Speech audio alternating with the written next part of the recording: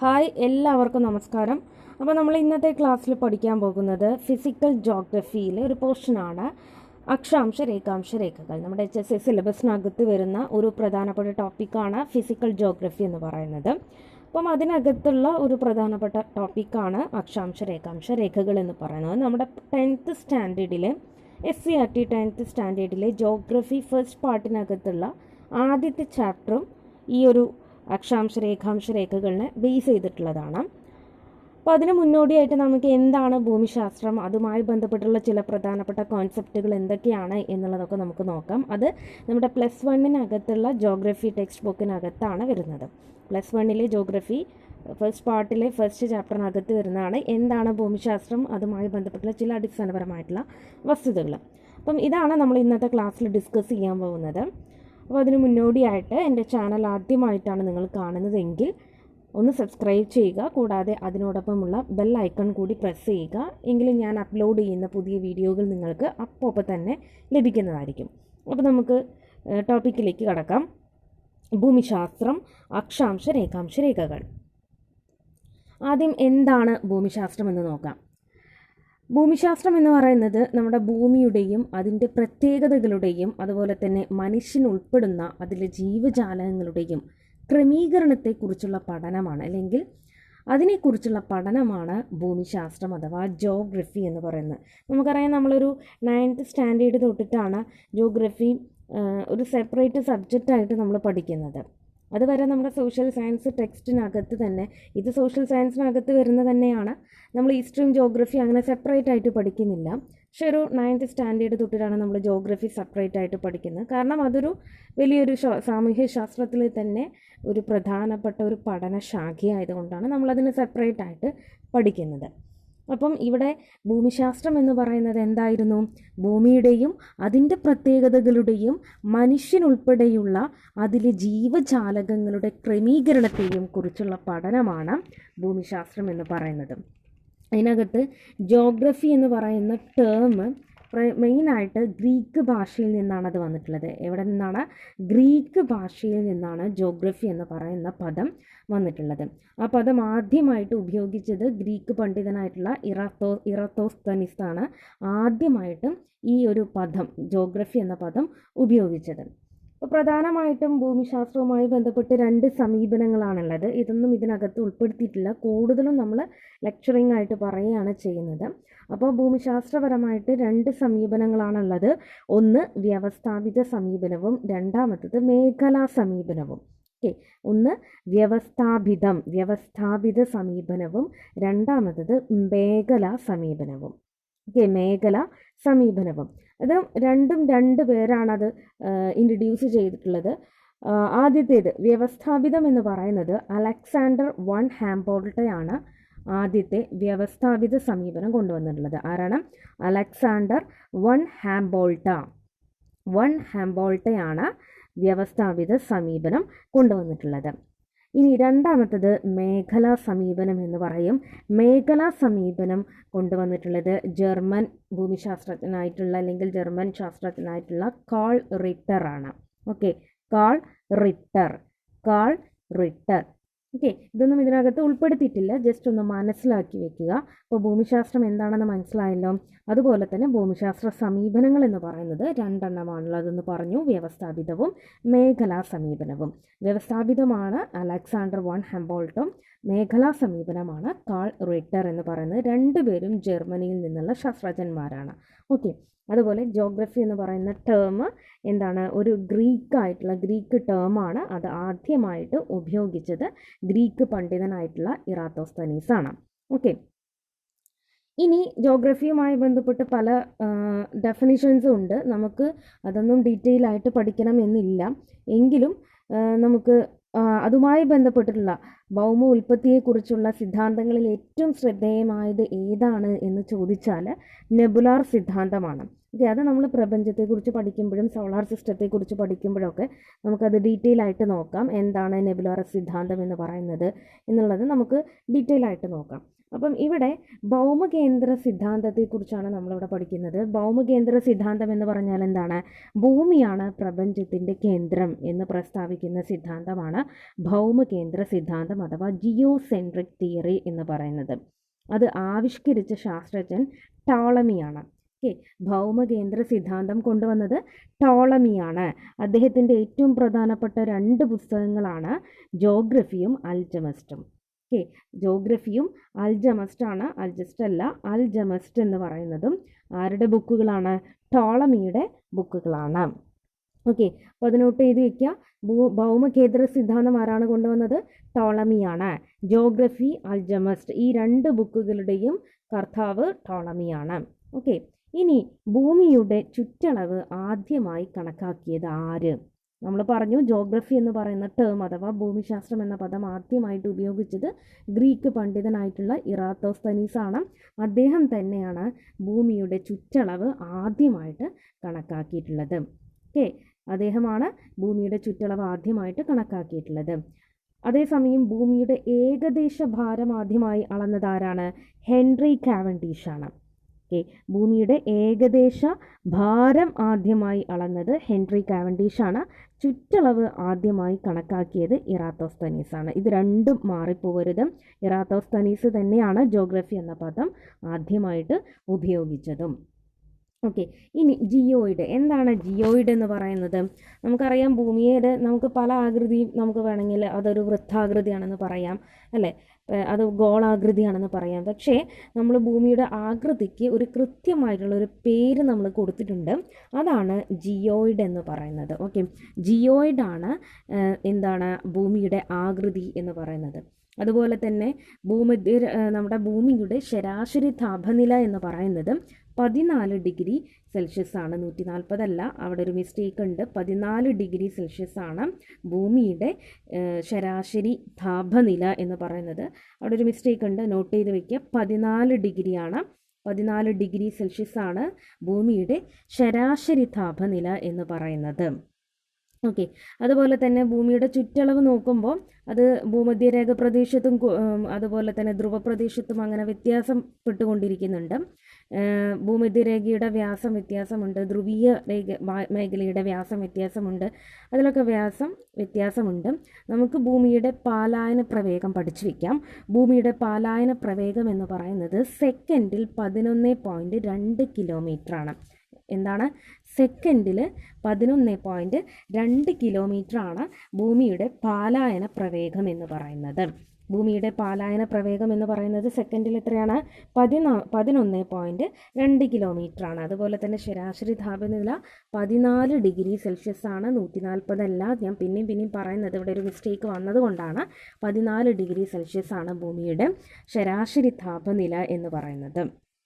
Okay, ഇനി ഭൗമ ഉപരിതലത്തിൽ ഏറ്റവും കൂടുതലുള്ള മൂലകം ഏതാണ്? ഓക്സിജനാണ്, അല്ലേ? ഭൗമ ഉപരിതലത്തിൽ ഏറ്റവും കൂടുതലുള്ള മൂലകം ഓക്സിജനാണ്. പ്രപഞ്ചത്തിലാണെങ്കിലോ ഹൈഡ്രജനാണ്. അതുപോലെ തന്നെ ഭൗമ ഉപരിതലത്തിൽ ഏറ്റവും കൂടുതലുള്ള ലോഹം ഏതാണെന്ന് ചോദിച്ചാൽ അത് അലുമിനിയമാണ്. ഓക്കെ, ഭൗമോപരിതലത്തിൽ നമ്മളത് ഭൂമിയുടെ ഭൂവൽക്കത്തെക്കുറിച്ച് പഠിക്കുന്ന സമയത്ത് നമ്മൾ സിയാൽ സിമ എന്ന് പറഞ്ഞ് 2 ഭാഗങ്ങളായിട്ട് ഭൂമിയുടെ ഭൂവൽക്കത്തിനെ തിരിച്ചിട്ടുണ്ട്.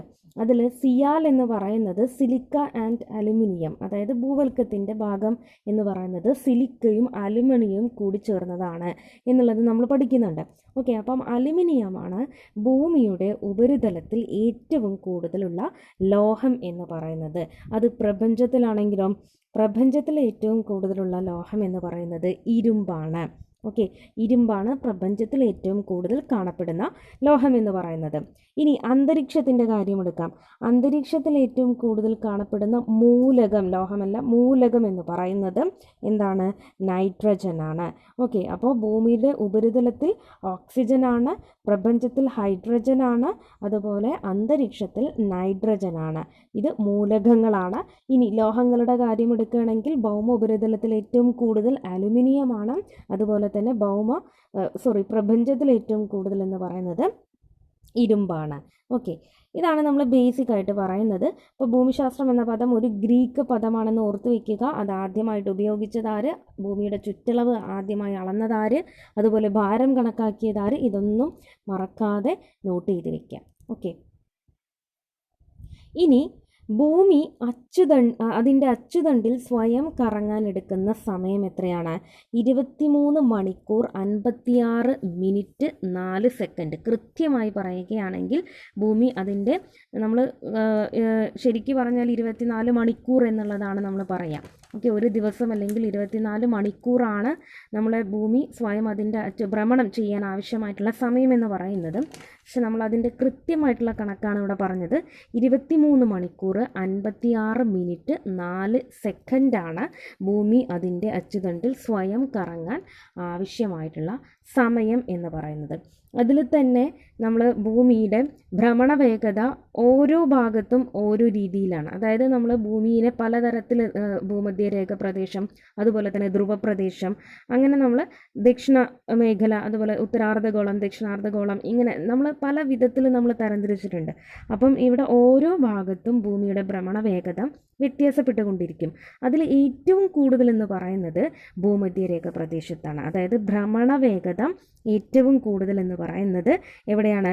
ഭൂമധ്യരേഖ പ്രദേശത്താണ്. അത് എത്രയാണ്? 1670 കിലോമീറ്ററാണ്. മണിക്കൂറിൽ 1670 കിലോമീറ്ററാണ് ഭൂമധ്യരേഖ പ്രദേശത്ത് ഭൂമിയുടെ ഭ്രമണം നടക്കുന്നത്. അതാണ് ഏറ്റവും കൂടുതൽ എന്ന് പറഞ്ഞത്. അതേസമയം ഭ്രമണ വേഗത ഏറ്റവും കുറവ് അല്ലെങ്കിൽ 0 എന്ന് പറയുന്നത് ധ്രുവപ്രദേശത്താണ്. നമുക്കറിയാം മഞ്ഞ് മൂടി കിടക്കുന്ന പ്രദേശമാണ് ധ്രുവപ്രദേശം എന്ന് പറയുന്നത്. അപ്പോൾ ഭ്രമണ വേഗത ഏറ്റവും കുറവെന്ന് പറയുന്നത് ധ്രുവപ്രദേശത്താണ്. അത് 0ആണ്. ഓക്കെ, ഭൂമധ്യരേഖ പ്രദേശത്താണ് ഭൂമിയുടെ ഭ്രമണം ഏറ്റവും കൂടുതൽ. അതെത്രയായിരുന്നു? 1670 കിലോമീറ്ററാണ്. മണിക്കൂറിൽ 1670 കിലോമീറ്ററാണ്. ഇനി പരിക്രമണ വേഗത എന്താണ്? പരിക്രമണം എന്ന് പറയുന്നത് ഭൂമി സൂര്യനെ വലം വയ്ക്കുന്നതാണ് പരിക്രമണം എന്ന് പറയുന്നത്, അല്ലേ? അപ്പം പരിക്രമണ വേഗത എത്രയാണ്? 365 ദിവസവും 6 മണിക്കൂറും 9 മിനിറ്റും 9 സെക്കൻഡും. ഓക്കെ, 365 ദിവസം കൃത്യമായിട്ടുള്ള കണക്കാണ്. 365 ദിവസം 6 മണിക്കൂർ 9 മിനിറ്റ് 9 സെക്കൻഡ്. ഇതാണ് പരിക്രമണ വേഗത എന്ന് പറയുന്നത്. ഇത് രണ്ടും മാറിപ്പോകരുത്. ഓക്കെ, ഇനി നമുക്കറിയാം ഭൂമിയുടെ ഭ്രമണ ദിശ എവിടെ നിന്ന് തൊട്ട് എവിടെ നിന്നാണ്? പടിഞ്ഞാറ് നിന്നും കിഴക്കോട്ടാണ് ഭൂമിയുടെ ഭ്രമണ ദിശ എന്ന് പറയുന്നത്. നമുക്കറിയാം രാത്രിയും പകലും, അതുപോലെ തന്നെ ഋതുക്കൾ ഉണ്ടാവുക, ഇങ്ങനെ പല കാര്യങ്ങൾ നമുക്കറിയാം. അപ്പോൾ രാത്രിയും പകലും ഉണ്ടാവാനുള്ള കാരണം എന്താണ്? ഭൂമിയുടെ ഭ്രമണമാണ്. അതേസമയം ഋതുക്കൾ ഉണ്ടാവാനുള്ള കാരണം എന്താണ്? ഋതുക്കൾ ഉണ്ടാവാനുള്ള കാരണം ഭൂമിയുടെ പരിക്രമണമാണ്. ഇത് മാറിപ്പോകരുത്. ഓക്കെ, രാത്രിയും പകലും ഉണ്ടാവാനുള്ള കാരണം ഭൂമിയുടെ ഭ്രമണവും, ഋതുക്കൾ ഉണ്ടാവാനുള്ള കാരണം ഭൂമിയുടെ പരിക്രമണവുമാണ്. ഓക്കെ, അതേപോലെ നമ്മൾ ഭൂമിയുടെ ചുറ്റളവ് ആദ്യമായിട്ട് അളന്നത് ആരാണ് എന്ന് പറഞ്ഞ പോലെ തന്നെ ഭൂമധ്യരേഖ ചുറ്റളവ് ആദ്യമായി കണക്കാക്കിയതും ഇറാത്തോസ്തനീസാണ്. ഭൂമധ്യരേഖ ചുറ്റളവ് ആദ്യമായി കണക്കാക്കിയതും ഇറാത്തോസ്തനീസാണ്. അതേപോലെ ധ്രുവീയ ചുറ്റളവ് ആദ്യമായി അളന്നത് ആര്യഭട്ടനാണ്. ഓക്കെ, ധ്രുവീയ ചുറ്റളവ് ആദ്യമായി അളന്നത് ആര്യഭട്ടനാണ്. നമ്മൾ ഭൂമിയുടെ ചുറ്റളവിൻ്റെ കാര്യത്തിൽ പറയുമ്പം ഇറാത്തോസ്തനീസ് തന്നെയാണ്. ഭൂമധ്യരേഖ ചുറ്റളവ് ആദ്യമായി കണക്കാക്കിയതും ഇറാത്തോസ്തനീസ് തന്നെയാണ്. ധ്രുവീയ ചുറ്റളവ് ആദ്യമായി അളന്നത് ആര്യഭട്ടനാണ്. ഓക്കെ, ധ്രുവീയ ചുറ്റളവ് ആദ്യമായി അളന്നത് ആര്യഭട്ടനാണ്. ഇനി വിഷുവങ്ങളും അതുപോലെ തന്നെ അയനാന്തങ്ങളും. എന്താണ് വിഷുവങ്ങളും അയനാന്തങ്ങളും? ഇത് നമ്മുടെ ജിയോഗ്രഫി ടെക്സ്റ്റിനകത്ത് ആദ്യത്തെ ചാപ്റ്ററിനകത്ത് വരുന്ന കാര്യങ്ങളാണ്. എന്താണ് വിഷുവങ്ങളും അയനാന്തങ്ങളും? അപ്പോൾ അതിന് മുന്നോടിയായിട്ട് നമുക്കറിയാം ഭൂമിയുടെ അച്ചുതണ്ടിന് പരിക്രമണത്തിൽ നിന്നുള്ള ചരിവ് എത്രയാണ്? ഭൂമിയുടെ അച്ചുതണ്ടിന് പരിക്രമണത്തിൽ നിന്നുള്ള ചെരിവ് 66.5 ഡിഗ്രിയാണ്. ഇതിൽ ഉൾപ്പെടുത്തിയിട്ടില്ല, പക്ഷെ നിങ്ങളിത് എന്തായാലും നോട്ട് ചെയ്ത് വെക്കുക, ചോദിക്കാൻ ചാൻസ് ഉള്ളതാണ്. ഭൂമിയുടെ അച്ചുതണ്ടിന് പരിക്രമണത്തിൽ നിന്നുമുള്ള ചെരിവ് എന്ന് പറയുന്നത് 66.5 ഡിഗ്രിയാണ്. അത് ലംബതലത്തിൽ നിന്ന് കണക്കാക്കിയാൽ ഈ ചെരിവ് 23.5 ഡിഗ്രിയാണ്. ഓക്കെ, ഭൂമിയുടെ അച്ചുതണ്ടിന് പരിക്രമണത്തിൽ നിന്നുമുള്ള ചരിവ് 66.5 ഡിഗ്രിയാണ്. ലംബതലത്തിൽ നിന്നും കണക്കാക്കിയാൽ ഈ ചെരിവ് 23.5 ഡിഗ്രിയാണ്. 23.5 അതിനെയാണ് നമ്മൾ ഈ 23.5 അല്ലെങ്കിൽ ലംബതലത്തിൽ നിന്നും കണക്കാക്കുന്ന സമയത്ത് ഉള്ള ചെരിവ് 23.5 എന്ന് പറയുന്നത്, അതിനെ നമ്മൾ വിളിക്കുന്നത് അച്ചുതണ്ടിൻ്റെ സമാന്തരത എന്നാണ്. എന്താണ്? അച്ചുതണ്ടിൻ്റെ സമാന്തരത എന്നാണ് നമ്മൾ വിളിക്കുന്നത്. ഓക്കെ, ഇനി എന്താണ് വിഷുവങ്ങളും അതുപോലെ തന്നെ അയനാന്തങ്ങളെന്നും നമുക്ക് നോക്കാം. വിഷുവങ്ങൾ എന്ന് പറഞ്ഞാൽ ഭൂമിയിൽ രാത്രിയുടെയും പകലിൻ്റെയും ദൈർഘ്യം തുല്യമായി വരുന്ന ദിവസങ്ങളാണ്. ഭൂമിയിൽ രാത്രിയുടെയും പകലിൻ്റെയും ദൈർഘ്യം തുല്യമായി വരുന്ന ദിവസങ്ങളാണ്. രാത്രിയും പകലും തുല്യമായി വരിക, അതന്നെയാണ് വിഷുവങ്ങൾ എന്ന് പറയുന്നത്. ഓക്കെ, നമ്മൾ ഒരു വർഷത്തിൽ പ്രധാനമായിട്ടും 2 വിഷുവങ്ങളാണ് നടക്കുന്നത്. ആ 2 വിഷുവങ്ങൾ എന്ന് പറയുന്നത് വസന്ത വിഷുവവും അതുപോലെ തന്നെ ശരത് വിഷുവുമാണ്. വസന്ത വിഷുവമാണ് മാർച്ച് 21-ന്, ശരത് വിഷുവം സെപ്റ്റംബർ 23-ന്. ഇത് രണ്ടും മാറിപ്പോകരുത്, വളരെ ഇമ്പോർട്ടൻ്റ് ആണ്. വിഷുവങ്ങൾ എന്ന് പറഞ്ഞാൽ രാത്രിയും പകലും ഭൂമിയിൽ തുല്യമായിട്ട് വരുന്ന, അതിൻ്റെ ദൈർഘ്യം തുല്യമായിട്ട് വരുന്ന ദിവസങ്ങളാണ് വിഷുവങ്ങൾ എന്ന് പറയുന്നത്. പ്രധാനമായിട്ടും ഒരു വർഷത്തിൽ 2 എണ്ണമാണുള്ളത്. ഒന്ന് വസന്ത വിഷുവം മാർച്ച് 21, രണ്ടാമത്തത് ശരത് വിഷുവം സെപ്റ്റംബർ 23. ഈ 2 വിഷുവങ്ങളും തമ്മിലുള്ള വ്യത്യാസം എന്ന് പറയുന്നത് 6 മാസമാണ്. ഓക്കെ, 6 മാസമാണ് 2 വിഷുവങ്ങളും തമ്മിലുള്ള വ്യത്യാസം എന്ന് പറയുന്നത്. ഇനി എന്താണ് അയനാന്തങ്ങൾ എന്ന് പറയുന്നത്? അയനാന്തങ്ങൾ എന്ന് പറഞ്ഞാൽ ഒരു വർഷത്തിൽ ഏറ്റവും ദൈർഘ്യമുള്ള പകലോ അല്ലെങ്കിൽ ഏറ്റവും ദൈർഘ്യമുള്ള രാത്രിയോ അനുഭവപ്പെടുക. രണ്ടും നോക്കുക. അയനാന്തങ്ങൾ എന്ന് പറഞ്ഞാൽ ഒന്നുകിൽ ഏറ്റവും ദൈർഘ്യമുള്ള പകലായിരിക്കും, അതുമല്ലെങ്കിൽ ദൈർഘ്യമുള്ള രാത്രിയായിരിക്കും. ഇങ്ങനെ അനുഭവപ്പെടുന്ന ദിവസങ്ങളെയാണ് അയനാന്തങ്ങൾ എന്ന് പറഞ്ഞത്. വിഷുവങ്ങൾ എന്ന് പറഞ്ഞാൽ രണ്ടും തുല്യമായി വരുന്നതും, അയനാന്തങ്ങൾ എന്ന് പറഞ്ഞാൽ ഇവയിൽ ഏതെങ്കിലും ഒന്ന് വളരെ ദൈർഘ്യമേറിയതുമായിരിക്കും. അത് ഏതൊക്കെ ദിവസങ്ങളിലാണ്? ജൂൺ 21-നും ഡിസംബർ 22-നും. അതിന് നമ്മൾ ഉത്തര അയനാന്തം അതുപോലെ തന്നെ ദക്ഷിണ അയനാന്തം എന്നിങ്ങനെ 2ആയിട്ട് തരംതിരിച്ചിട്ടുണ്ട്. രണ്ടെണ്ണം തന്നെയാണ് അയനാന്തങ്ങളും ഉള്ളത്. ഉത്തര അയനാന്തം അഥവാ കർക്കിടക അയനാന്തം എന്നാണ് പറയുക. ഓക്കെ, ഉത്തര അയനാന്തം എന്ന് പറഞ്ഞാൽ കർക്കിടക അയനാന്തം എന്നുള്ളതാണ്. ജൂൺ 21-നാണത്. ദക്ഷിണ അയനാന്തം എന്ന് പറയുന്നത് മകര അയനാന്തം എന്നാണ് പറയുന്നത്. അത് ഡിസംബർ 22-നാണ്. ദക്ഷിണ അയനാന്തം ഏതാണ്? മകര അയനാന്തമാണ്. അത് ഡിസംബർ 22-നാണ്. അതായത് നമ്മൾ ജൂൺ 21 ആവുന്ന സമയത്ത് ഉത്തരാർദ്ധഗോളത്തിൽ, അതായത് നമ്മൾ ഭൂമിയെ 2ആയിട്ട് തരംതിരിക്കുന്നുണ്ട്. ഇക്വിറ്റർ ആണ്, അതായത് 0 ഡിഗ്രി അക്ഷാംശ രേഖയാണ് ഭൂമധ്യരേഖ. ഈ രേഖ ഭൂമിയെ ഉത്തരാർദ്ധഗോളമെന്നും ദക്ഷിണാർദ്ധഗോളമെന്നും 2ആയിട്ട് തരംതിരിക്കുന്നുണ്ട്. നമുക്കൊരു മാപ്പിൻ്റെ സഹായത്തോടു കൂടി നോക്കാം. അപ്പം ഇതിനകത്ത് ഉത്തരാർദ്ധഗോളത്തിൽ ഏറ്റവും വലിയ പകൽ അനുഭവപ്പെടുന്നതാണ് ജൂൺ 21-ന്, അല്ലെങ്കിൽ ഉത്തര അയനാന്തം നടക്കുന്ന ദിവസം ആണ് ഉത്തരാർദ്ധഗോളത്തിൽ ഏറ്റവും ദൈർഘ്യമേറിയ പകൽ അനുഭവപ്പെടുന്നത്. ആ സമയത്ത് അപ്പോൾ ദക്ഷിണാർദ്ധഗോളത്തിൽ എന്തായിരിക്കും? ഏറ്റവും ദൈർഘ്യമേറിയ രാത്രിയായിരിക്കും. ഓക്കെ, ഉത്തരാർദ്ധഗോളത്തിൽ ഏറ്റവും ദൈർഘ്യമുള്ള പകലാണെങ്കിൽ അതിൻ്റെ ഓപ്പോസിറ്റ് ആയിരിക്കും ദക്ഷിണാർദ്ധഗോളത്തിൽ നടക്കുന്നത്. അപ്പോൾ ജൂൺ 21-ന് ഉത്തരാർദ്ധഗോളത്തിൽ ഏറ്റവും ദൈർഘ്യമുള്ള പകലാണ്, ദക്ഷിണാർദ്ധഗോളത്തിൽ ഏറ്റവും ദൈർഘ്യമുള്ള രാത്രിയാണ്. ഓക്കെ, ഇനി ഡിസംബർ 22 എന്ന് പറഞ്ഞാൽ ദക്ഷിണ അയനാന്തമാണ് അല്ലെങ്കിൽ മകര അയനാന്തമാണ്. അതായത് ഏറ്റവും ദൈർഘ്യമുള്ള രാത്രിയാണ് ഉത്തരാർദ്ധഗോളത്തിൽ ഉണ്ടാകുന്നത്. ഡിസംബർ 22-ന് ഉത്തരാർദ്ധഗോളത്തിൽ ഏറ്റവും ദൈർഘ്യമേറിയ രാത്രിയാണ് അനുഭവപ്പെടുന്നത്. അപ്പോൾ അതിൻ്റെ ഓപ്പോസിറ്റാണ് ദക്ഷിണാർദ്ധഗോളത്തിൽ ഏറ്റവും ദൈർഘ്യമുള്ള പകൽ അനുഭവപ്പെടുന്നതും ഡിസംബർ 22-നാണ്. ഇത് പരസ്പരം അങ്ങോട്ടും ഇങ്ങോട്ടും മാറിപ്പോകരുത്. ജൂൺ 21-ന് ഉത്തര അയനാന്തം, ആ ഉത്തര അയനാന്തം എന്ന പേരിൽ തന്നെ മനസ്സിലാക്കാം, ഉത്തരാർദ്ധഗോളത്തിൽ ഏറ്റവും ദൈർഘ്യമുള്ള പകലാണ്. ഡിസംബർ 22-നോ ഏറ്റവും ദൈർഘ്യമുള്ള രാത്രിയാണ്. അപ്പോൾ അതിൻ്റെ ഓപ്പോസിറ്റാണ് ദക്ഷിണാർദ്ധഗോളത്തിൽ എന്ന് മനസ്സിലാക്കുക. ജൂൺ 21-ന് ഉത്തരാർദ്ധഗോളത്തിൽ ഏറ്റവും ദൈർഘ്യമുള്ള പകലാണെങ്കിൽ ദക്ഷിണാർദ്ധഗോളത്തിൽ ഏറ്റവും ദൈർഘ്യമുള്ള രാത്രിയാണ്. ഡിസംബർ 22-ന് ഉത്തരാർദ്ധഗോളത്തിൽ ഏറ്റവും ദൈർഘ്യമുള്ള രാത്രിയാണെന്നുണ്ടെങ്കിൽ ദക്ഷിണാർദ്ധഗോളത്തിൽ ഏറ്റവും ദൈർഘ്യമുള്ള പകലാണ്. ഇത് രണ്ടും മാറിപ്പോകരുത്. ഓക്കെ, ഇനി അക്ഷാംശ രേഖകൾ. ഇതിനകത്ത് വേറൊന്നുകൂടി ഉണ്ട്, നമുക്ക് ഡിസ്കസ് ചെയ്യാം. അപ്പോൾ ഇതിനകത്ത് അക്ഷാംശ രേഖകൾ അഥവാ ലാറ്റിറ്റ്യൂഡ്സ് എന്ന് പറയും. എത്ര എണ്ണമാണ് ലാറ്റിറ്റ്യൂഡ്സ് ഉള്ളത്? 181. അതായത് നമ്മുടെ ഭൂമധ്യരേഖ കൂടി ചേർത്ത് ലാറ്റിറ്റ്യൂഡ്സ് എന്ന് പറഞ്ഞ സമാന്തരമായിട്ടുള്ള രേഖകളാണ്. ഓക്കെ, അക്ഷാംശ രേഖകൾ എന്ന് പറയുന്നത് അത് ഞാൻ കാണിച്ചു തരാം.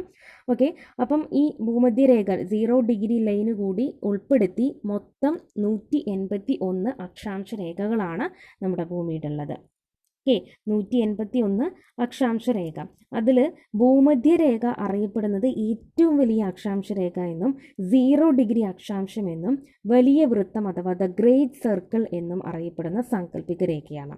എന്താണ് ഭൂമധ്യരേഖയുടെ പ്രത്യേകത? എന്താണ്? 0 ഡിഗ്രി അക്ഷാംശമാണ്, ഏറ്റവും വലിയ അക്ഷാംശ രേഖയാണ്, വലിയ വൃത്തം അഥവാ ദ ഗ്രേറ്റ് സർക്കിൾ എന്നറിയപ്പെടുന്ന സാങ്കല്പിക രേഖയാണ്.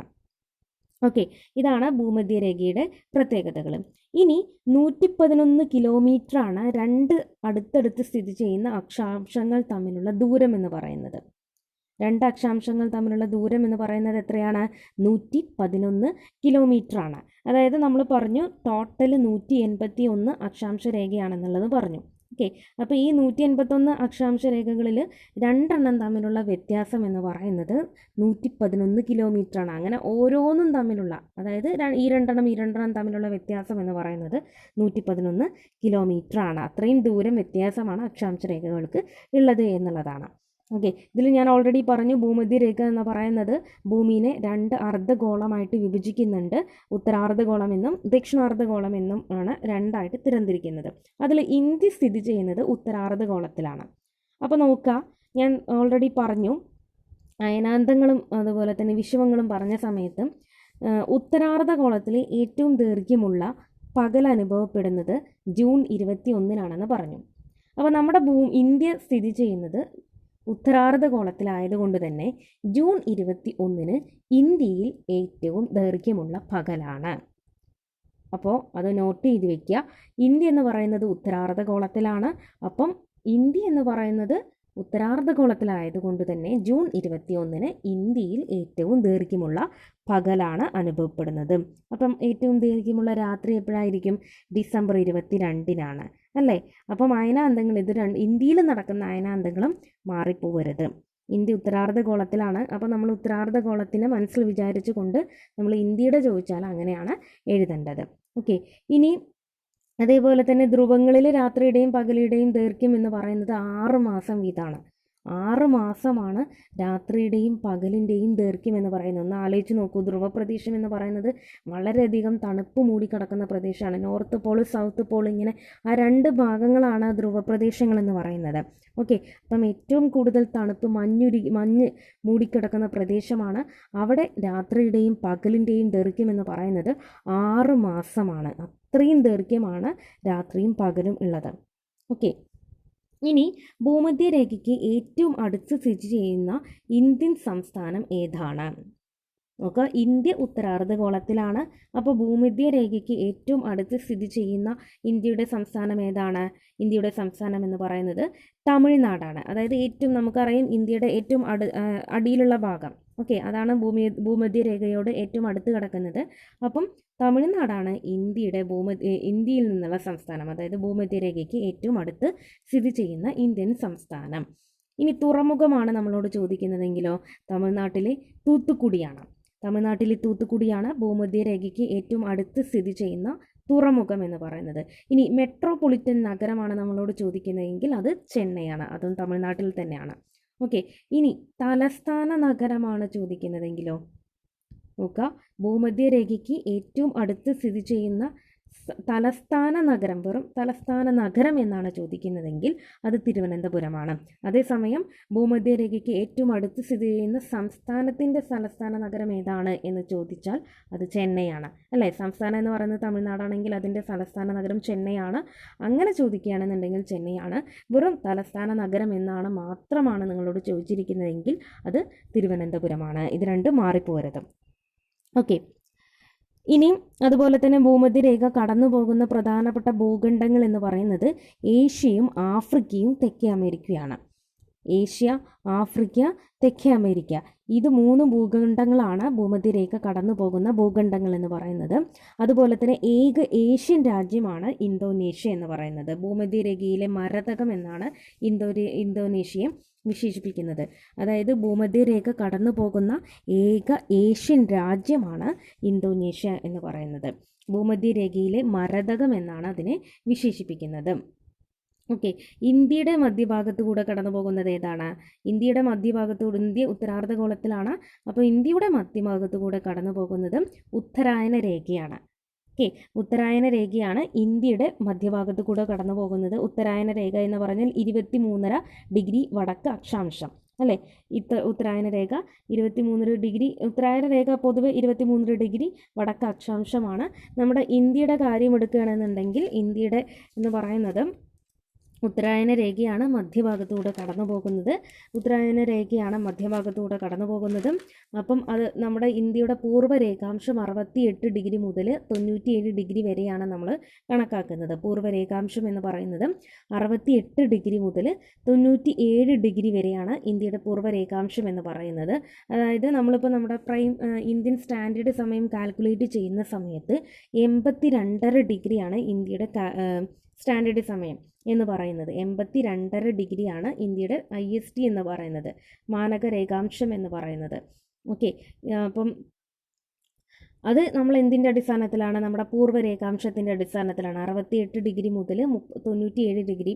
അത് രേഖാംശം പറയുമ്പോൾ ഞാൻ പറയാം. ഇപ്പം ഇന്ത്യയുടെ മധ്യഭാഗത്ത് കൂടി കടന്നു പോകുന്ന അക്ഷാംശ രേഖ ഏതാണെന്ന് ചോദിച്ചാൽ അത് ഉത്തരായന രേഖയാണ്. ഓക്കെ, രേഖാംശത്തെക്കുറിച്ച് പറയുമ്പോൾ നമുക്ക് ISTനെ കുറിച്ച് ഡിസ്കസ് ചെയ്യാം. അപ്പോൾ ഇന്ത്യയുടെ മധ്യഭാഗത്തു കൂടെ കടന്നു പോകുന്ന രേഖ ഏതാണ്? അക്ഷാംശ രേഖ ഏതാണ്? ഉത്തരായന രേഖയാണ്. ഉത്തരായന രേഖയാണ് ഇന്ത്യയുടെ മധ്യഭാഗത്ത് കൂടെ കടന്നു പോകുന്ന അക്ഷാംശം രേഖ എന്ന് പറയുന്നത്. അതുപോലെ ഭൂമധ്യരേഖ കടന്നു പോകുന്ന ഏറ്റവും വലിയ രാജ്യം ഏതാണ് എന്ന് ചോദിക്കാം. അതേതാണ്? ബ്രസീലാണ്. ബ്രസീലാണ് ഭൂമധ്യരേഖ കടന്നു പോകുന്ന ഏറ്റവും വലിയ രാജ്യം എന്ന് പറയുന്നത്. അതേസമയം ഭൂമധ്യരേഖ, ഉത്തരായന രേഖ, ദക്ഷിണായന രേഖ ഈ വയ്ക്ക് കടന്നു പോകുന്ന വൻകരയാണ് ആഫ്രിക്ക എന്ന് പറയുന്നത്. ഓക്കെ, ഇന്തോനേഷ്യയുടെ പ്രത്യേകത നമ്മൾ കണ്ടതാണ്. എന്താണ്? ഭൂമധ്യരേഖയിലെ മരതകം എന്ന് വിശേഷിപ്പിക്കപ്പെടുന്ന രാജ്യമാണ് ഇന്തോനേഷ്യ എന്ന് പറയുന്നത്. ഓക്കെ, ഇനി ഭൂമധ്യരേഖയ്ക്ക് ഏറ്റവും അടുത്ത് ചെയ്യുന്ന ഇന്ത്യൻ തുറമുഖം നമ്മൾ പറഞ്ഞു തൂത്തുക്കുടിയാണ്, തമിഴ്നാട്ടിലാണുള്ളത്. ഓക്കെ, ഇനി ആരാണ് റൊണാൾഡ് അമുണ്ട്സെനും അതുപോലെ തന്നെ റോബർട്ട് പിയറിയും? ആരാണ് റൊണാൾഡ് അമുണ്ട്സെനും റോബർട്ട് പിയറിയും? അതായത് ദക്ഷിണ ധ്രുവത്തിലെത്തിയ ആദ്യ വ്യക്തി. നമുക്കറിയാം 90 ഡിഗ്രി തെക്കൻ അക്ഷാംശം അറിയപ്പെടുന്ന പേരാണ് ദക്ഷിണ ധ്രുവം എന്ന് പറയുന്നത്. അതുപോലെ തന്നെ 90 ഡിഗ്രി വടക്കൻ അക്ഷാംശം അറിയപ്പെടുന്ന പേരാണ് ഉത്തരധ്രുവം എന്ന് പറയുന്നത്.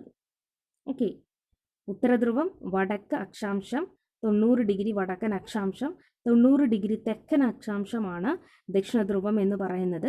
ദക്ഷിണധ്രുവത്തിലെത്തിയ ആദ്യ വ്യക്തിയാണ് റൊണാൾഡ് അമുണ്ട്സെൻ എന്ന് പറയുന്നത്. ഇദ്ദേഹം തന്നെയാണ് ഉത്തരധ്രുവത്തിലും ദക്ഷിണധ്രുവത്തിലും എത്തിയ ആദ്യ വ്യക്തി ആരാണ് എന്ന് ചോദിച്ചാലും അത് റൊണാൾഡ് അമുണ്ട്സെൻ തന്നെയാണ്. ഓക്കെ, റൊണാൾഡ് അമുണ്ട്സെൻ തന്നെയാണ് ഉത്തരധ്രുവത്തിലും ദക്ഷിണധ്രുവത്തിലും എത്തിയ ആദ്യ വ്യക്തി. ഇനി സെപ്പറേറ്റ് ഉത്തരധ്രുവത്തിലെത്തിയ ആദ്യ വ്യക്തി ആരാണ് എന്ന് ചോദിച്ചാൽ ഉത്തരധ്രുവത്തിൽ നിന്ന് മാത്രമായിട്ട് നമ്മൾ ചോദിക്കുകയാണെന്നുണ്ടെങ്കിൽ അതാണ് റോബർട്ട് പിയറി എന്ന് പറയുന്നത്. ഓക്കെ, ഉത്തരധ്രുവത്തിലെത്തിയ ആദ്യ വ്യക്തി ആരാണ് എന്ന് ചോദിച്ചാൽ അത് റോബർട്ട് പിയറിയാണ്. ഓക്കെ, ഇനി നമ്മൾ പറഞ്ഞു ഇന്ത്യയിലൂടെ കടന്നു പോകുന്ന അല്ലെങ്കിൽ ഇന്ത്യയുടെ മധ്യഭാഗത്തോടു കൂടി കടന്നു പോകുന്ന അക്ഷാംശ രേഖയാണ് ഉത്തരായന രേഖ എന്ന് പറഞ്ഞു. ഉത്തരായന രേഖ എത്ര സംസ്ഥാനങ്ങളിലൂടെയാണ് കടന്നു പോകുന്നത്? 8 സംസ്ഥാനങ്ങളിലൂടെയാണ് കടന്നു പോകുന്നത്. 8 സംസ്ഥാനങ്ങളിലൂടെയാണ് ഉത്തരായന രേഖ കടന്നു പോകുന്നത്. അത് ഏതൊക്കെയാണ്? ഗുജറാത്ത്, നോട്ട് ചെയ്ത് വെക്കുക, ഗുജറാത്ത്, രാജസ്ഥാൻ, മധ്യപ്രദേശ്, ഛത്തീസ്ഗഡ്, ജാർഖണ്ഡ്, പശ്ചിമ ബംഗാൾ, ത്രിപുര, മിസോറാം. ഗുജറാത്ത്, രാജസ്ഥാൻ, മധ്യപ്രദേശ്, ഛത്തീസ്ഗഡ്, ജാർഖണ്ഡ്, പശ്ചിമ ബംഗാൾ, ത്രിപുര, മിസോറാം. ഈ 8 സംസ്ഥാനങ്ങളിലൂടെയാണ് ഇന്ത്യയിലെ ഉത്തരായന രേഖ കടന്നു പോകുന്നത്. ഓക്കെ, അതേസമയം ഇന്ത്യൻ ഉപദ്വീപിൻ്റെ തെക്കേ അറ്റത്തിന് സമീപത്തു കൂടി കടന്നു പോകുന്നത് ഏതാണെന്ന് ചോദിച്ചാൽ, പോകുന്ന അക്ഷാംശ രേഖ ഏതാണെന്ന് ചോദിച്ചാൽ അതാണ് ഭൂമധ്യരേഖ. അതാണ് നമ്മൾ പറഞ്ഞ ഇന്ത്യയുടെ തെക്കേ അറ്റത്താണ് തമിഴ്നാട്. അപ്പം ആ ഒരു ഭാഗത്തോട് കൂടിയിട്ട് കടന്നു പോകുന്നതാണ് ഭൂമധ്യരേഖ. ഓക്കെ, അത് നമ്മൾ ഓർത്ത് വെച്ചാൽ മാത്രം മതി. ഇനി രേഖാംശ രേഖകളാണ്. രേഖാംശ രേഖകൾ എന്ന് പറയുന്നത് ടോട്ടൽ 360 രേഖാംശ രേഖകളാണുള്ളത്. എത്രയാണ്? 360 രേഖാംശ രേഖകളാണുള്ളത്. ഭൂമിയുടെ ഉത്തര ദക്ഷിണ ധ്രുവങ്ങളെ തമ്മിൽ ബന്ധിപ്പിക്കുന്ന അർദ്ധവൃത്താകൃതിയിലുള്ള സാങ്കല്പിക രേഖകളാണ് രേഖാംശ രേഖകൾ എന്ന് പറയുന്നത്. ഓക്കെ, അതായത് നമ്മുടെ ഉത്തര ധ്രുവത്തെയും, അത് ഞാനിവിടെ ഒരു നോക്കാം. ഇവിടെ നോർത്ത് പോൾ എന്നുള്ളതാണ് ഉത്തര ധ്രുവം എന്ന് പറയുന്നത്. അതുപോലെ തന്നെ സൗത്ത് പോൾ എന്നുള്ളതാണ് ദക്ഷിണ ധ്രുവം എന്ന് പറയുന്നത്. അപ്പം ഇതിനകത്ത് ലോഞ്ചിറ്റ്യൂഡ്സ് എന്ന് പറയുന്നതാണ് ലോഞ്ചിറ്റ്യൂഡ്സ് എന്ന് പറയുന്നതാണ് രേഖാംശ രേഖകൾ എന്ന് പറയുന്നത്. അതായത് നമ്മുടെ നോർത്ത് പോളിനെയും സൗത്ത് പോളിനെയും തമ്മിൽ ബന്ധിപ്പിക്കുന്ന സാങ്കല്പിക രേഖകളാണ് ലോഞ്ചിറ്റ്യൂഡ്സ് അഥവാ രേഖാംശ രേഖകൾ എന്ന് പറയുന്നത്. അതിൽ 0 ഡിഗ്രി, അതായത് ഏകദേശം മധ്യഭാഗത്തൂടി കടന്നു പോകുന്ന രേഖാംശ രേഖ അറിയപ്പെടുന്ന പേരാണ് പ്രൈം മെറീഡിയൻ എന്ന് പറയുന്നത്. ഓക്കെ, മധ്യഭാഗത്തു കൂടി കടന്നു പോകുന്ന 0 ഡിഗ്രി രേഖാംശം അറിയപ്പെടുന്ന പേരാണ് ഗ്രീനിച്ച് രേഖ അഥവാ പ്രൈം മെറീഡിയൻ എന്ന് പറയുന്നത്. അത് കടന്നു പോകുന്നത് ലണ്ടനിലെ ഗ്രീനിച്ച് എന്ന് പറയുന്ന സ്ഥലത്തിലൂടെയാണ്. അതുകൊണ്ടാണ് നമ്മൾ ഗ്രീനിച്ച് രേഖയെ നമ്മൾ ലോകത്തിൻ്റെ ഭൂമിയുടെ മാനകരേഖാംശയായിട്ട് നമ്മൾ കണക്കാക്കുന്നത് ഈ ഗ്രീനിച്ച് രേഖയാണ്. പ്രൈം മെറീഡിയൻ എന്ന് പറയുന്നത് അതായത് ഏകദേശം മധ്യഭാഗത്തോടു കൂടി കടന്നു പോകുന്ന 0 ഡിഗ്രി രേഖാംശമാണ് ഗ്രീനിച്ച് രേഖ എന്ന് പറയുന്നത്. ലണ്ടനിലെ ഗ്രീനിച്ചിലൂടെയാണ് ഇത് കടന്നു പോകുന്നത്. ഏകദേശം 360 രേഖാംശ രേഖകളാണ് നമുക്കുള്ളത്. ഓക്കെ, 360 രേഖാംശ രേഖകളാണ് ഉള്ളത്. അപ്പം ഇതിനകത്ത് ഏറ്റവും അടുത്തടുത്ത് 2 രേഖാംശ രേഖകൾ തമ്മിലുള്ള അകലം എന്ന് പറയുന്നത് ഏറ്റവും കൂടുതലായിട്ട് കാണപ്പെടുന്നത് ഭൂമധ്യരേഖയിലാണ്. അത് നമ്മൾ അക്ഷാംശ രേഖകൾ പറയുമ്പോഴും പഠിച്ചതാണ്. ഭൂമധ്യരേഖ പ്രദേശത്താണ് ഇവ തമ്മിലുള്ള അകലം ഏറ്റവും കൂടുതൽ, ഏറ്റവും പൂജ്യമായി തീരുന്നത് ധ്രുവപ്രദേശങ്ങളിലാണ്. ഇപ്പോൾ നമ്മൾ 2 രേഖാംശ രേഖകൾ, അതായത് ഇപ്പോൾ സൗത്ത് പോളിനെയും നോർത്ത് പോളിനെയും തമ്മിൽ ബന്ധിപ്പിക്കുന്നതാണ് രേഖാംശ രേഖകൾ എന്ന് പറഞ്ഞു. ഇതിൽ ആദ്യത്തേത് നമ്മൾ അക്ഷാംശ രേഖകൾ 2 തമ്മിലുള്ള വ്യത്യാസം 111 കിലോമീറ്ററാണ്. ഇനി രേഖാംശ രേഖകൾ എന്ന് പറയുന്നത് 15 ഡിഗ്രിയാണ് നമ്മൾ ഇവ തമ്മിലുള്ള വ്യത്യാസം എന്ന് പറയുന്നത്. അതായത് ഈ 15 ഡിഗ്രി തിരിയണമെങ്കിൽ നമുക്ക് എത്ര മണിക്കൂർ വേണം? നമുക്ക് 1 മണിക്കൂർ വേണം 15 ഡിഗ്രി രേഖാംശം തിരിയേണ്ട, അതായത് ഭൂമി തിരിയേണ്ട കോണളവ് എന്ന് പറയുന്നത് 15 ഡിഗ്രിയാണ് 1 മണിക്കൂർ ആവാൻ വേണ്ടിയിട്ട് വേണ്ടത്. ഓക്കെ,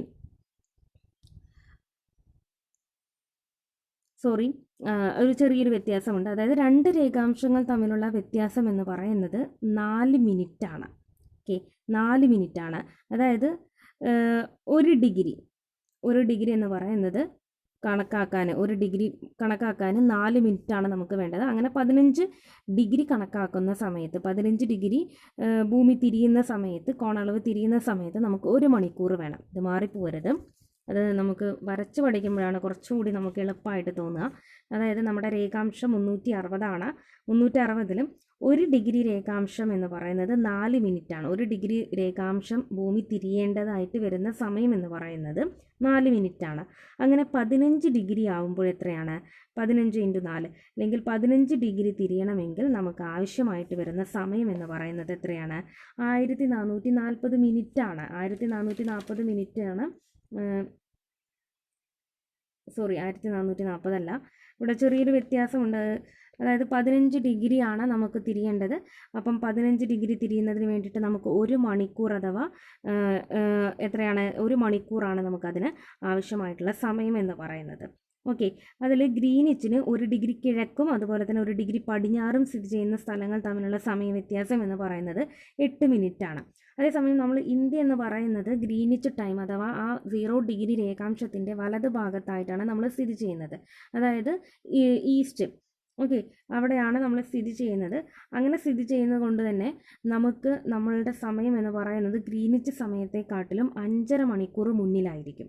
5.5 മണിക്കൂർ മുന്നിലാണ് നമ്മുടെ ഗ്രീനിച്ച് സമയത്തെക്കാട്ടിലും. അതുകൊണ്ട് തന്നെ ഇന്ത്യയുടെ പ്രാദേശിക സമയം കണക്കാക്കുന്നത് 82.5 ഡിഗ്രി കിഴക്കൻ രേഖാംശത്തിലാണ്. ഓക്കെ, ഇന്ത്യയുടെ പ്രാദേശിക സമയം, അതായത് നമ്മുടെ ഇന്ത്യ സ്ഥിതി ചെയ്യുന്നത് എത്രയാണ്? പൂർവ്വരേഖാംശം 68 ഡിഗ്രി മുതൽ 97 ഡിഗ്രി വരെയാണ് ഇന്ത്യ സ്ഥിതി ചെയ്യുന്നത്. അതാണ് നമ്മുടെ ഇന്ത്യ സ്ഥിതി ചെയ്യുന്ന പൂർവ്വരേഖാംശം എന്ന് പറയുന്നത്. അപ്പം ഇതിൻ്റെ ഏകദേശം മധ്യത്തിലായിട്ട് വരുന്നതാണ് 82.5 ഡിഗ്രി എന്ന് പറയുന്നത്. അതാണ് ഇന്ത്യയുടെ IST അഥവാ ഇന്ത്യയുടെ സ്റ്റാൻഡേർഡ് സമയം എന്ന് പറയുന്നത്. അത് നമ്മൾ ഗ്രീനിച്ച് സമയത്തിനെ അപേക്ഷിച്ച് നോക്കുമ്പോൾ 5.5 മണിക്കൂർ വ്യത്യാസമാണ് നമുക്കുള്ളത്. 0 ഡിഗ്രി ലൈനാണ് ഗ്രീനിച്ച് ടൈം അഥവാ ഗ്രീനിച്ച് രേഖ എന്ന് പറയുന്നത്. ഓക്കെ, ഇത്രയും മനസ്സിലാക്കി വെക്കാം. അപ്പോൾ നമ്മൾ ഒരു എക്സാമ്പിൾ നോക്കാം. അതായത് നമുക്കറിയാം ഇന്ത്യയുടെ കിഴക്ക് ഭാഗത്ത് സ്ഥിതി ചെയ്യുന്ന ഒരു സംസ്ഥാനം എടുക്കാം. അരുണാചൽ പ്രദേശാണ്. നമ്മളോട് ചോദ്യം ചോദിക്കാം. അരുണാചൽ പ്രദേശാണ് നമ്മുടെ ഇന്ത്യയുടെ കിഴക്ക് ഭാഗത്ത് സ്ഥിതി ചെയ്യുന്നത്. ഈ ഒരു സംസ്ഥാനവും അതുപോലെ തന്നെ പടിഞ്ഞാറൻ ഭാഗത്ത് സ്ഥിതി ചെയ്യുന്ന ഗുജറാത്തും തമ്മിലുള്ള സമയ വ്യത്യാസം എത്രയാണ് എന്ന് ചോദിച്ചാൽ അത് 2 മണിക്കൂറാണ്. എത്രയാണ്? 2 മണിക്കൂറാണ്. പിന്നെ ഇന്ത്യയുടെ പ്രാദേശിക സമയം കടന്നു പോകുന്ന സ്ഥലം എന്ന് പറയുന്നത് അലഹബാദ് ഉത്തർപ്രദേശിലൂടെയാണ് ഈ 82.5 ഡിഗ്രി കിഴക്കൻ രേഖാംശം കടന്നു പോകുന്നത്. ഓക്കെ, അതനുസരിച്ചിട്ടാണ് നമ്മുടെ ഇന്ത്യയുടെ സ്റ്റാൻഡേർഡ് സമയം നമ്മൾ തീരുമാനിക്കുന്നത്. ഓക്കെ, ഇത്രയും മനസ്സിലാക്കുക. അപ്പം ഹൊറിസോണ്ടലായിട്ട് വരുന്നതാണ് അക്ഷാംശ രേഖകൾ. വെർട്ടിക്കലായിട്ട് വരുന്നതാണ്, അതായത് നോർത്ത് പോളിനെയും സൗത്ത് പോളിനെയും തമ്മിൽ ബന്ധിപ്പിക്കുന്നതാണ് രേഖാംശ രേഖകൾ എന്ന് പറയുന്നത്. 15 ഡിഗ്രി തിരിയാൻ 1 മണിക്കൂറും അതുപോലെ തന്നെ 2 രേഖാംശങ്ങൾ തമ്മിലുള്ള സമയ വ്യത്യാസം 4 മിനിറ്റുമാണ്. ഇത് മാറിപ്പോവരുത്. അത് നമ്മൾ കിഴക്കോട്ട് പോകുന്ന സമയത്ത് സമയം കൂടി വരും. ഓക്കെ, ഈസ്റ്റിലോട്ട് പോകുന്ന സമയത്തും സമയം കൂടി വരികയും ഇടത്തോട്ട് അതായത് വെസ്റ്റിലോട്ട് പോകുമ്പോൾ സമയം കുറഞ്ഞു വരികയാണ് ചെയ്യുന്നത്. അത് നമ്മൾ നോട്ട് ചെയ്ത് വയ്ക്കാം. ഇനി രേഖാംശ രേഖകളെ കുറിച്ച് പറഞ്ഞു. ഇനി അന്താരാഷ്ട്ര ദിനാങ്ക രേഖ എന്താണ്? അന്താരാഷ്ട്ര ദിനാങ്ക രേഖ എന്ന് പറയുന്നത് 180 ഡിഗ്രി രേഖാംശ രേഖ അറിയപ്പെടുന്ന പേരാണ് അന്താരാഷ്ട്ര ദിനാങ്ക രേഖ എന്ന് പറയുന്നത്. എന്താണ്? 180 ഡിഗ്രി രേഖാംശ രേഖ അറിയപ്പെടുന്ന പേരാണ് അന്താരാഷ്ട്ര ദിനാങ്ക രേഖ എന്നറിയപ്പെടുന്നത്. ഇത് കടന്നു പോകുന്നത് ബെറിങ് കടലിടുക്കിലൂടെയാണ്. ഓക്കെ, ബെറിങ് കടലിടുക്കിലൂടെയാണ് അന്താരാഷ്ട്ര ദിനാങ്ക രേഖ അഥവാ ഇൻ്റർനാഷണൽ ഡേറ്റ് ലൈന് കടന്നു പോകുന്നത്. ഓക്കെ, ഇത് നമുക്ക് ചോദിക്കാം. ഏതാണ് അന്താരാഷ്ട്ര ദിനാങ്ക രേഖ എന്ന് ചോദിച്ചാൽ 180 ഡിഗ്രി രേഖാംശ രേഖയാണ് അന്താരാഷ്ട്ര ദിനാങ്ക രേഖ എന്നറിയപ്പെടുന്നത്. ഇത് കടന്നു പോകുന്ന കടലിടുക്കാണ് ബെറിങ് കടലിടുക്ക് എന്ന് പറയുന്നത്. ഓക്കെ, ഇനി നമ്മൾ ഭൂമിയുടെ മൊത്തം സമയമേഖലകൾ എന്ന് പറയുന്നത് 24ആണ്. അതായത് ഭൂമിയുടെ മൊത്തം ടൈം സോൺ എടുക്കുന്ന സമയത്തും 24 ടൈം സോണാണ് ഭൂമിയുടേത്. ഇന്ത്യയുടെ എന്ന് പറയുന്നത് 1ആണ്. ഓക്കെ, ഏറ്റവും കൂടുതൽ സമയമേഖലയുള്ള രാജ്യം എന്ന് പറയുന്നത് ഫ്രാൻസിലാണ്. ഏകദേശം 12 ടൈം സോണാണ് ഫ്രാൻസിനകത്ത് വരുന്നത്. ഓക്കെ, ഇനി അന്താരാഷ്ട്ര ദിനാങ്ക രേഖ എന്താണെന്ന് മനസ്സിലാക്കി. ഇനി എന്താണ് സൂര്യ സമീപകവും അതുപോലെ തന്നെ സൂര്യോച്ചവും? അത് നമ്മുടെ ഫസ്റ്റ് ചാപ്റ്ററിനകത്ത് വരുന്നതാണ്. എന്താണ് സൂര്യ സമീപകവും അതുപോലെ തന്നെ സൂര്യോച്ചവും എന്ന് പറഞ്ഞാൽ? അതായത് പെരിഹീലിയൻ, അപ്ഹീലിയൻ. ഇംഗ്ലീഷിൽ പെരിഹീലിയൻ എന്ന് പറഞ്ഞാൽ സൂര്യ സമീപകം. പേര് പറഞ്ഞ പോലെ തന്നെ ഭൂമിയോട് ഏറ്റവും അതായത് ഭൂമി സൂര്യനോട് ഏറ്റവും അടുത്ത് വരുന്ന ദിനമാണ് സൂര്യ സമീപകം എന്ന് പറയുന്നത് അഥവാ പെരിഹീലിയൻ എന്ന് പറയുന്നത്. അത് ഏറ്റവും അടുത്ത് വരിക എന്ന് പറഞ്ഞാൽ ജനുവരി 23 ആ ഒരു ഡേ എന്ന് പറയുന്നത്, സൂര്യ സമീപകം എന്ന് പറയുന്നത്. അതായത് ഭൂമി സൂര്യനോട് ഏറ്റവും അടുത്ത് വരിക എന്ന് പറഞ്ഞാൽ ഭൂമിയും സൂര്യനും തമ്മിലുള്ള അകലം കുറഞ്ഞു വരുന്നത്. അതായത് 147 ദശലക്ഷം കിലോമീറ്ററാണ് ഭൂമി സൂര്യനോട് ഏറ്റവും അടുത്ത് വരുന്ന ഒരു കിലോമീറ്റർ എന്ന് പറയുന്നത്. ആ ഒരു ഡേ എന്ന് പറയുന്നത് ജനുവരി 3 ഇനി ഭൂമി സൂര്യനിൽ നിന്നും ഏറ്റവും അകന്നു വരുന്നത് എന്ന് പറയുന്നതാണ് അപ്ഹീലിയൻ അഥവാ സൂര്യോച്ചം എന്ന് പറയുന്നത്. അത് 152 ദശലക്ഷം കിലോമീറ്റർ ആണ്. ജൂലൈ 4 ആ ഒരു ദിവസം എന്ന് പറയുന്നത്. നോട്ട് ചെയ്ത് വെക്കുക. 152 ദശലക്ഷം കിലോമീറ്റർ ആണ്. ജൂലൈ 4. അപ്പോൾ ഇത്രയാണ് ബേസിക് ആയിട്ട് ലാറ്റിറ്റ്യൂഡ്സും ലോഞ്ചിറ്റ്യൂഡ്സും അകത്ത് വരുന്നത്. രേഖാംശ രേഖകളും അക്ഷാംശ രേഖകളും തമ്മിലായിട്ട് വരുന്നത്. അപ്പം ഇത് നോട്ട് ചെയ്ത് വയ്ക്കാം. അപ്പം എൻ്റെ ചാനൽ ആദ്യമായി കാണുകയാണെങ്കിൽ നേരത്തെ പറഞ്ഞ പോലെ തന്നെ അത് സബ്സ്ക്രൈബ് ചെയ്യുക. കൂടാതെ അതിനോടൊപ്പമുള്ള ബെല്ലൈക്കൺ പ്രസ് ചെയ്ത് ഓൾ എന്ന ഓപ്ഷൻ അമർത്തുക. എങ്കിലും ഞാൻ അപ്ലോഡ് ചെയ്യുന്ന പുതിയ ക്ലാസ്സുകൾ നിങ്ങൾക്ക് അപ്പോൾ തന്നെ നോട്ടിഫിക്കേഷനായിട്ട് ലഭിക്കും. അപ്പോൾ എല്ലാവർക്കും താങ്ക് യു.